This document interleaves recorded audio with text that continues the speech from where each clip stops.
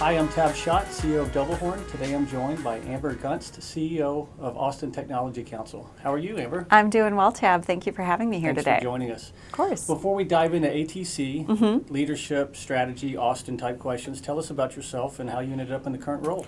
Well, I moved to Austin in 2009, so I'm part of the 150 people who move here every day. And I came down from Michigan at the height of the economic recession and had the great opportunity of going to work for the Austin Chamber of Commerce and was there for about 4 years and ended up going out into technical staffing, knowing that technology was an area I wanted to be in, and what better way to get involved than to help people find jobs. Right. And this opportunity came up to come work for ATC, and I jumped at the chance to work with Barbara Brunner, who's our former CEO, and help her redesign and redevelop what our membership looks like. So it was a great opportunity to come in and be part of that. She took off and left us in May for a great opportunity to become the Chief Marketing Officer for Funware, which is one of our member companies. And I stepped into the role as interim CEO at the time, and working with the board and bringing on a new team. It's been a really exciting adventure ever since. That is exciting. So unexpected but phenomenal role. Well, we had a talk in March about doing some succession planning for the next 18 months to 2 years as she was looking at advancing her career. It just was 2 months instead of 2 years. Well, good for her. Yeah, it's a great opportunity for her. So tell us about ATC. So we have been around since 1992, and I can remember that because that was the year I graduated from high school. Wow. And so we started off as the Austin Software Council out of UTI from the UT Austin campus, and we were founded by Laura Kilcrease and Pike Powers. As hardware was king at the time in Austin, and software was just getting started. In the early 2000s, when the tech bust hit, we changed and rebranded to Austin Technology Council to encompass the entire technology community in Austin and provide assistance and help to hardware companies as well who were going through the greatest struggle. And since then we've had a lot of different iterations, but nowadays we are focused on our BHAG 100%. So let's talk about, because a lot of it's around growth. I have a lot of questions around growth, but what is a member profile? I mean, is it any type of company that has these requirements, or talk to us about when you're engaging with folks, when you see a partner or a member and you go, they're really going to benefit from it. Yeah, and that's a great question, because that's what we do all day long. So our typical member, so 65% of our membership has revenue between 2 million and 120 million. Okay. And the reason, it sounds like a really large spread, but the reason is that 2 million in revenue, you're really starting to get beyond that really early stage. And you've got some customers, you've got some growth, you've got a lot of employees. You've got a lot of help that you need. Yes. And 120 million, once you get past that, you're now looking at large events, such as being purchased by private equity, or having a large private equity investment, or you're looking at potentially going into an IPO situation, or you're looking at other different pivots within there. So really that 2 million to 120 million is where we put 65% of our programming is all done within that. And we focus on the 5 areas of disciplines for companies in their growth. So executive leadership, obviously, operations and finance, we have engineering and product development, sales and marketing, and of course HR and recruiting, because that's a very important aspect. And I'm going to come back to that one in a minute. Yeah. The staffing and the competitive nature in Austin right now is just over the top. It is. It's just crazy. Talk to, before we get into growth, a little bit about the struggles. What's the challenge that ATC has right now? And clearly one of the hottest markets in the country, and has been for quite some time. Yeah, I think the biggest struggle that we have at ATC is there's so much talk about 2 guys in a co-working desk startups, and there's a lot of focus outside of Austin that Austin's this scrappy little startup town.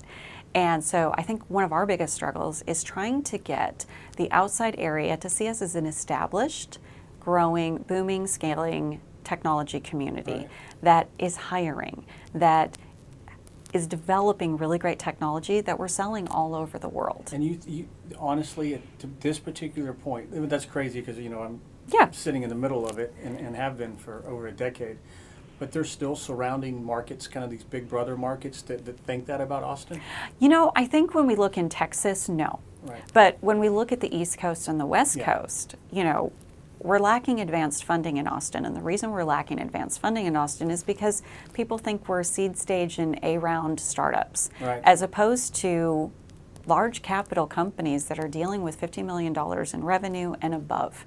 And that's a problem. Yeah, So one of the focuses that I have is to start having discussions about established companies. And established companies could be 3-year-old companies who have 10 or more employees and are dealing with a couple $1 million in revenue, all the way up to SailPoint. Yeah. Or Google. Yep. And it's how do we tell the story of these companies that are doing these great things, having these great products that are already built, they're already post revenue, they already have clients, and that's the story that's not really being told. Yeah. So at these events that you guys host and as you drive the growth in the membership activity, is that what success is defined by when you see an actual transaction or you see a merger or you just see advice provided to a peer that allows them to grow? I mean, after an event, what are the success stories that you hear? What would be an example of, I'm really glad that I showed up to that? There are so many. We had a discussion in January on how to outsource your software development and secure your IP at the same time. Yeah. We had a company tell us afterwards that they were looking to go into using an outsourcing company in the Ukraine, but they had learned at the dinner that if you use an outsourcing company in the Ukraine, if they write even a small little bit of your code, they have an ownership stake in your company, and you have to go through them in order to sell it. Wow. And this particular company did not know that. And of course, no one in the Ukraine was telling them this. Right. So that was an educational aspect. We had, a dinner this past summer about healthcare and technology and how they're converging together. And we had a lot of people come out to that who were looking at how to use health tech within their businesses that were focused on that. We've had mentoring programs. We do a roundtable series for 3 different areas. So we do women in tech, we do a sales tech roundtable, which is really about building better and stronger sales teams. And we have the same for an engineering and product leadership roundtable. We did that this week, and we talked about hiring and where are the problems. And so instead of talking to the choir, which is the HR and recruiting teams, Right. we talked to the problem, which is the engineering teams. Yeah. They're writing unrealistic job descriptions for that. They're trying to replace Dave instead of trying to find a Java developer. Yeah. And so we talked to them and they said, well, what's the one thing that we need to stop doing? And I said, your companies need to stop using bots to review resumes. Because as great as machine learning is, and as much as it makes our personal lives and our professional lives easier, it does not do a good job reading resumes, and it gets people booted out that you probably want to take a look at. Yeah. So let's stay on that then. This is we kind of dovetailed into the human capital piece, but I know for us, one of the biggest challenges that we have is as we change our model or adjust or pivot from time to time, which is, you and I were speaking earlier, is almost, it's not an F, it's just a win, if you're around long enough. The human capital piece, the staffing piece, and staffing just really doesn't do it justice. It's capital to the company. I mean, it's the human capital is the most valuable part. It is tough in Austin right now to get the folks. So how do you guys help with that? I mean, how do you, that kind of talent pipeline, Well, and that's a big thing. So we actually gain a lot of attraction from people that are outside of the area looking to move in. Okay. And we have a job board on our website that our member companies can use to promote jobs out there. We also are very selective about the technology staffing companies that we have as members, and we try to help them connect with those companies. So one of our longest standing technology staffing company members is Luna Data Solutions. Yeah. And Dana Jones has been an active member of our organization, and she's a woman-owned tech business that got her start during the tech bust, and she has been doing this for a long time. We have other groups that do a great job for us as well. Indeed's a member, and they've got a great program that they're using. But it's, for us, it's really just getting them to have conversations about what are the actual problems you're dealing with Yeah. And, we're in the process of launching an HR and recruiting roundtable for 2019. And I'm specifically bringing together similar sized companies who are hiring the same types of people to help us craft what that discussion needs to look like. That's a great idea. Yeah, because they're If everybody has similar problems, talk about them in a collaborative fashion. Yeah, we're robbing Peter to pay Paul in the talent. And it's Right. not just in the engineering fields, it's in the sales fields, it's in the marketing fields, it's with our executives, it's all across the You'll board. probably have people that show up that worked with one of the people at the round table. I've been with ATC since June of 2017, and I'm telling you, it's happened quite a few times. I bet it has. I want to switch to policy a little bit. Okay. What's the involvement or the impact or influence, whatever the appropriate word may be, that you Mm-hmm. guys have when it comes to policy?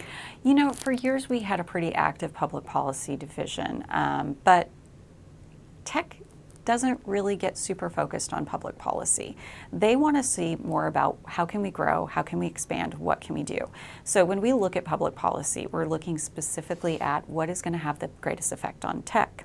So last year at our CEO Summit, we had Tina Cannon-Greider come out from the Austin Chamber to talk about Leslie Poole wanting to roll back the domain incentives 10 years early. Yeah. And those are tax incentives that the voters voted on to approve. And she wanted to roll them back so that we could get a greater tax base out of the domain, which was going to stop a lot of the technical advancement and improvements and growth in the domain area. Right. We had 150 CEOs out there that day, and as soon as we told them that they all got the email sent to them to notify the city council, to notify the mayor's office, to notify everybody that they didn't want this to happen, you saw 150 heads go down, look at their phones, and fill this form out and send it out. So we know what they're passionate about. We're focused on what they're passionate about. The next thing we're going to wade into is the 5G networks. Oh, okay. Because that's not being held up by the city of Austin. That's not being held up by the city council. It's being held up by the permitting system for the city of Austin. Interesting. So that's our big focus right now. That's something we're taking a look at. But we're a small organization, so we want to be very strategic about what we go into. We want to make sure that the policy we're supporting supports tech companies and that we're partnering with our local community organizations such as the Austin Chamber of Commerce in making sure that we all stand together to get these things done. What's the organization look like, ATC?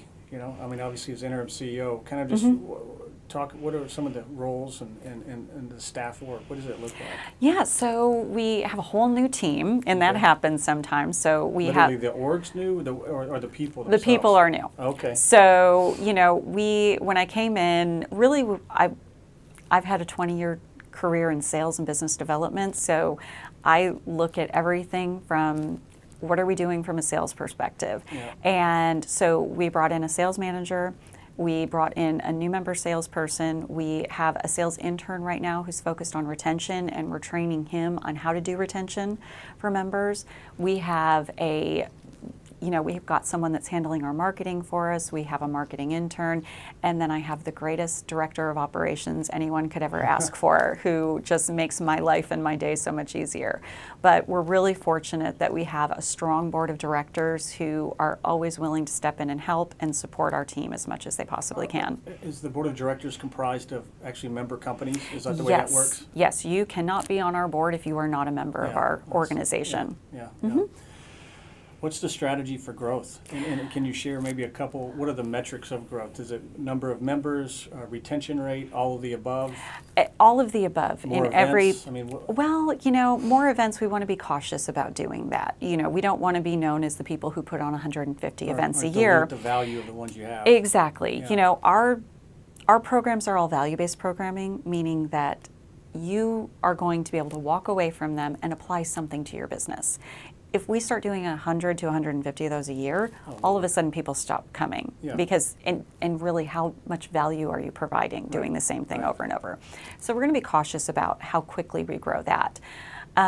Programs like our mentor group that we're going to be launching again, actually the email will be going out for a call for mentors, and it's going to be a 12-week program that we're putting together. Our scaling series that we're launching, which is to help early post-revenue, early post-significant funded companies get through those hurdles when they don't really have a lot of advisors and a lot of helpers to get them past maybe those first couple of years. So that's an 8-week curriculum-based course that we've designed with the Rice Alliance and with David Altunian at St. Edward's University. So we're very proud about that, and we're excited to launch that in 2019.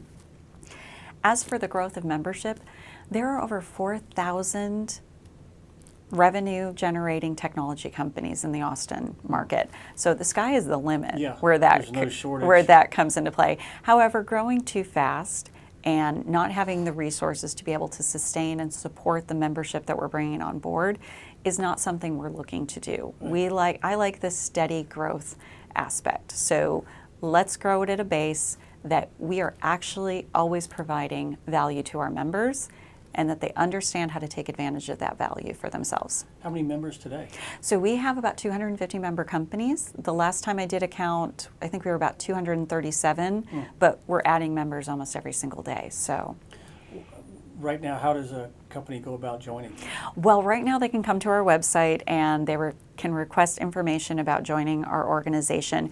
We're going to get ready to launch a page on our website specifically for technology companies that have 10 or fewer employees who can join automatically from our website. Oh, fantastic. But with larger companies, we want to have a conversation with them about it. We want them to have a good understanding of what it is we do and make sure that we're engaging their full team.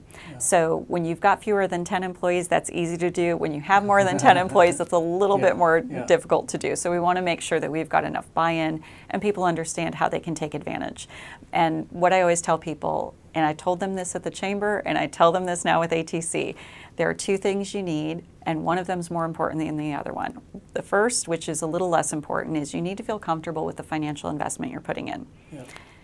But time is more expensive than money, and if you don't have the ability to share blog content on our blog post section, if you don't have the time to come to one event per year, if you don't have time to share a job on our job board or put one of your events on our event calendar, you're just not going to get a benefit out of our organization.